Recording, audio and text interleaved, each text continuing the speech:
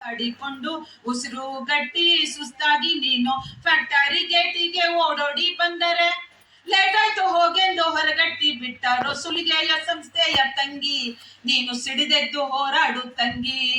ಅವ್ರು ಮಾಡೋ ಕೆಲ್ಸದ ಬಗ್ಗೆ ನೋಡಿ, ಒಂದು ಆನ್ಸಿಲರಿ ಫ್ಯಾಕ್ಟರಿಯಲ್ಲಿ ಗಡಿಯಾರ ಜೊತೆಯಲ್ಲಿ ಗಡಿಯಾರವಾಗಿ ಮೈಯೆಲ್ಲ ಕಣ್ಣಾಗಿ ಬಿಡಿಭಾಗ ಹೆಕ್ಕಿ ನರ ನರವ ಬಿಗಿ ಹಿಡಿದು ಗಡಿಯಾರ ಮಾಡಿ ತುಂಬು ಯೌವನ ಸವೆದೋಯಿತಲ್ಲ, ಸುಂದರ ಬದುಕೊಂದು ಕನಸಾಯಿತಲ್ಲ, ಈ ಗೋಳು ಅನ್ಯಾಯ ಎದುರಿಸಿ ಸಂಘಟನೆ ಕಟ್ಕೊಳ್ಳಿ ಅಂತ ಅನ್ನೋ ಮಾತನ್ನ.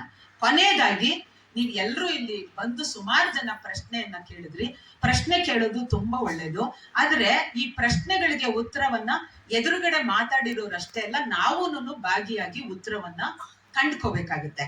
ಕೊನೆಯದಾಗಿ ನಾನು ಕತೆ ಹೇಳೋಳು, ನಾಟಕ ಮಾಡೋದಕ್ಕೆ ಕರೆಯಲ್ಲ ಚಿಕ್ಕಣ್ಣವ್ರು, ನನ್ನನ್ನ ಮಾತಾಡೋದಕ್ಕೆ ಕರೀತಾರೆ. ಅದ್ ನನ್ ತುಂಬಾ ಪ್ರೀತಿಯ ಅಭಿವ್ಯಕ್ತಿ.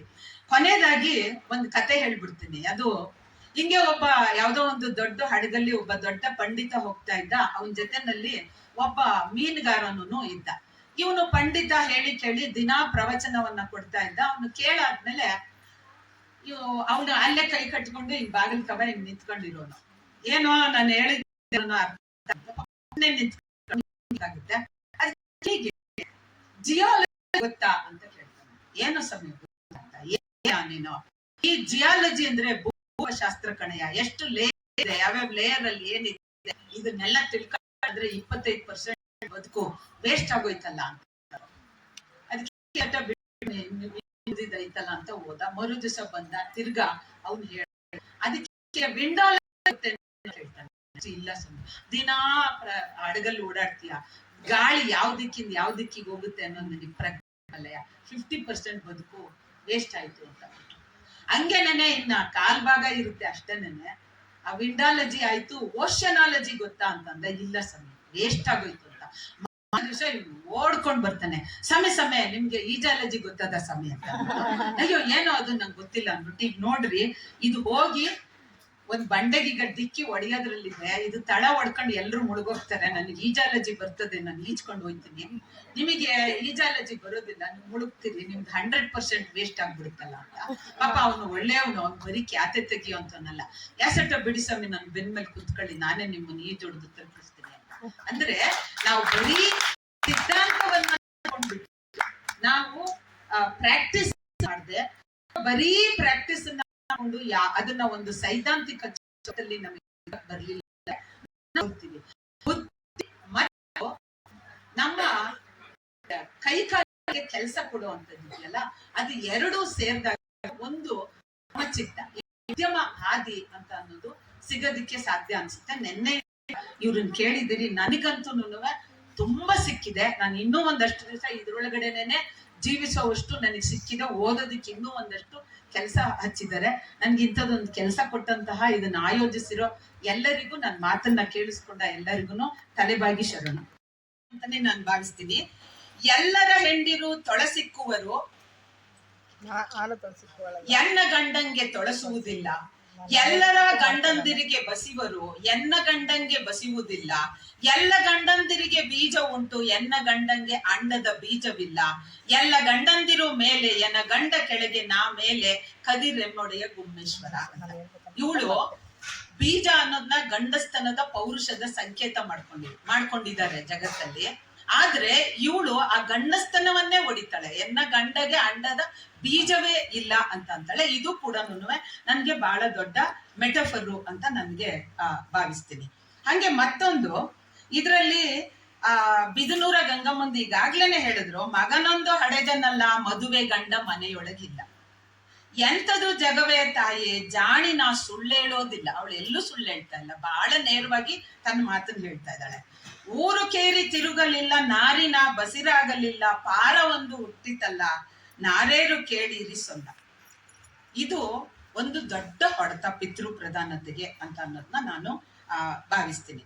ಹಾಗೆ ಮತ್ತೊಂದು ಇದು ಕೀರ್ತನಕಾರ್ತಿಯರ್ದು. ಇದ್ರಲ್ಲಿ ನೋಡಿ, ಕತ್ತಲೆ ಗಂಜುವುದೇನೋ ಮೈದುನ ನಿನ್ನ ಬತ್ತಲೆ ಮಾಡಿದನ, ಚಿತ್ತ ಸ್ವಾಸ್ಥವಾದ ಚಪಲಾಕ್ಷಿನಿ ಇಂಥ ಕತ್ತಲೆ ಗಂಜುವುದೇನಾ.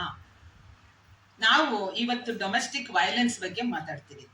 ಈ ಅತ್ಯಾಚಾರದ ಒಂದು ಫ್ಯಾಕ್ಟ್ ಫೈಂಡಿಂಗ್ ಇಂದು ಸುಮಾರು ಮಿತ್ಗಳನ್ನ ಬ್ರೇಕ್ ಮಾಡೋದಕ್ಕೆ ಫೆಮಿನಿಸ್ಟ್ರು ತುಂಬಾ ಅಧ್ಯಯನಗಳನ್ನ ಮಾಡಿದ್ರು. ಅದರಲ್ಲಿ ಕಂಡು ಬಂದಂತ ಅಂಶ, ನಾವ್ ಯಾವಾಗ್ಲೂ ಅನ್ಕೋತಾ ಇರ್ತೀವಿ, ಯಾರೋ ಒಬ್ಬ ಕೇಡಿ ಇಷ್ಟು ದಪ್ಪ ಮೀಸೆ ಇಟ್ಕೊಂಡು ಇಲ್ಲೊಂದು ಕಪ್ಪು ಚುಕ್ಕೆ ಇಟ್ಕೊಂಡು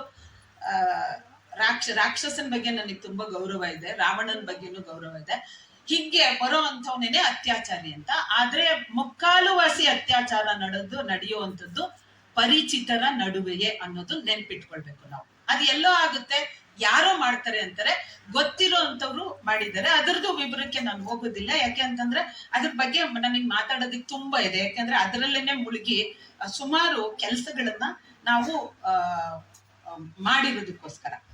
ಈ ತರದ್ದು ಒಂದನ್ನ ನೋಡಿದ್ರೆ ನನಗೆ ಇನ್ನೊಬ್ರದ್ದು, ಈ ಸೂಫಿದು ಎಷ್ಟು ಚೆನ್ನಾಗಿದೆ ನೋಡಿ. ಈ ಫಾತಿಮಾ ಅಂತ ಅನ್ನೋರು, ಇದ್ರ ಬಗ್ಗೆನೂ ಮಿತ್ತಿದೆ. ನಮ್ಗೆ ಮುಸ್ಲಿಮರು ಅಂತ ಅಂದ್ರೆ ಅವ್ರು ಎಲ್ಲರೂ ಒಂದು ಸಾಂಪ್ರದಾಯಿಕ ಚೌಕಟ್ಟಲ್ಲಿರೋರು, ಹಿಜಾಬು, ಬುರ್ಕಾ, ದನದ ಮಾಂಸ, ಇದ್ರೊಳಗಡೆ ಮುಗಿಸ್ಬಿಡ್ತೀವಿ ನಾವು ಅವ್ರನ್ನ.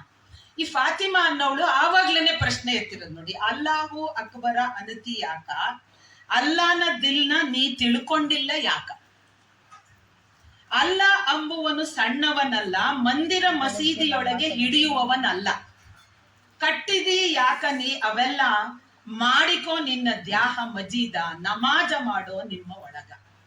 ಇದನ್ನ ಯಾವ್ಯಾವ ಕಾಲದಿಂದ ಎತ್ಕೊಂಡು ಬಂದಿದ್ದಾರೆ. ಇದು ನಾವು ಇವಾಗ ಏನ್ ಪ್ರತಿರೋಧವನ್ನ ಶುರು ಮಾಡ್ಕೊಂಡಿಲ್ಲ, ಈಗ ನಾವು ಏನೋ ಪರ್ಯಾಯದ ಬಗ್ಗೆ ಯೋಚಿಸ್ತಾ ಇಲ್ಲ. ಕಾಲದಿಂದಲೂ ಇಂಥದ್ದೊಂದು ಪ್ರತಿರೋಧವನ್ನ ಮಹಿಳೆಯರು ಮಾಡ್ಕೊಂಡೇ ಬಂದಿದ್ದಾರೆ. ಯಾವ್ಯಾವ ಚೌಕಟ್ಟಲ್ಲಿ ಇರ್ತಾರೋ ಅದೇ ಚೌಕಟ್ಟಲ್ಲಿ ಮಾಡ್ಕೊಂಡು ಬಂದಿದ್ದಾರೆ.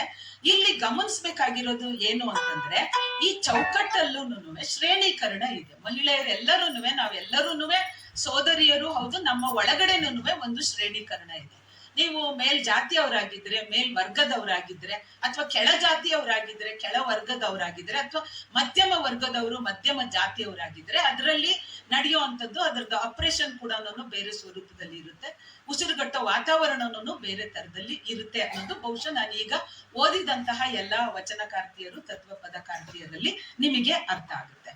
ಆದ್ರೆ ನಾವಿಲ್ಲಿ ಈ 2 ದಿವಸಗಳ ಕಾಲ ಈ ವಚನಕಾರ್ತಿಯರನ್ನ, ತತ್ವಪದಕಾರ್ತಿಯರ ಬಗ್ಗೆ ನಾವು ಕೂತ್ಕೊಂಡು ಚಿಂತನೆ ಮಾಡ್ತಾ ಇರೋದು ಸೋದರಿತ್ವದ ನೆಲೆಯಲ್ಲಿ ಅಂತ ನಾನು ಭಾವಿಸಿ